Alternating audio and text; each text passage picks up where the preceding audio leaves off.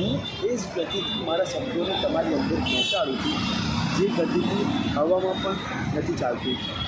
કારણ કે મને ખબર છે હવાની ગતિ કરતાં પણ મારા મનના વિચારોની ગતિ વધારે સ્પીડમાં ચાલે છે, અને એ સ્પીડ જો ખરાબ દિશામાં હશે તો એ તમારા માટે જ મુશ્કેલદાયક હશે.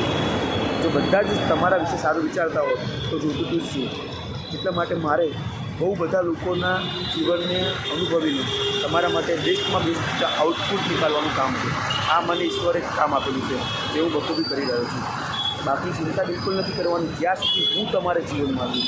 કોઈનાથી જરા પણ નથી જીવવાનું જ્યાં સુધી હું તમારા જીવનમાં છું. તમારો અવાજ જો સત્યનો હશે, તમારો અવાજ જો સાચા માટે હશે, તો હું તમારા માટે હંમેશા ઊભો રહીશ.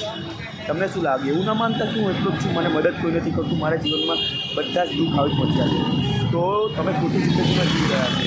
કોઈ આ જીવનમાં આ પૃથ્વી ઉપર એક્ઝિસ્ટ નથી કરતું. જો તમે એને માનો નહીં તો શું થશે? વધારે વધારે દુનિયા ટૂકડી જશે ને, ચાલશે, પણ બીતા બીતા તો ક્યારેય ઉકળવાનું નથી, નિડરતાથી ઉકળવાનું છે.